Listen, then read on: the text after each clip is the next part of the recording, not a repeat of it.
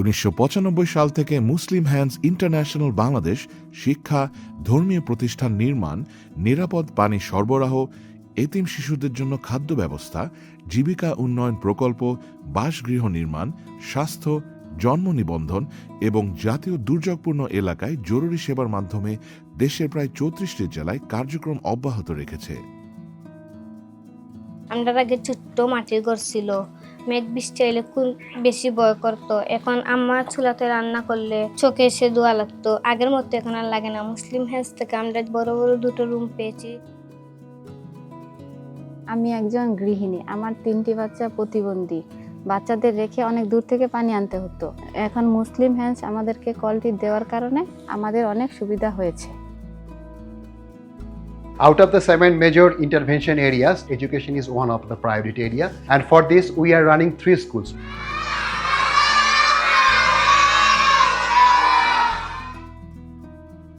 আমার ছেলে মুনতাসির আহমদ সায়েম, তার তো বাবা নেই। মুসলিম স্কুলে লেখাপড়া করে অনেক সুযোগ সুবিধা আমরা পাচ্ছি। বই, খাতা, কলম, টিফিন, বাচ্চা অসুস্থ হইলে স্বাস্থ্যের জন্য সুযোগ সুবিধা আমরা পাই।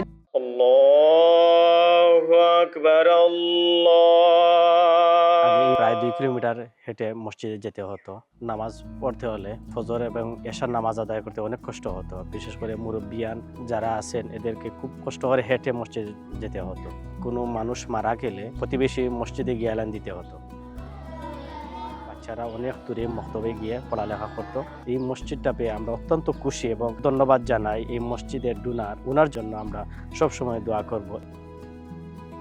মুসলিম হ্যান্ডস ইন্টারন্যাশনাল দীর্ঘদিন ধরে কার্যক্রম চলমান রেখেছে। আশা করি তাদের কার্যক্রম আরো বৃদ্ধি পাবে। We are very charity-based organization, and putting trust to the benevolent Allah, we are supporting our beneficiaries to develop their overall well-being.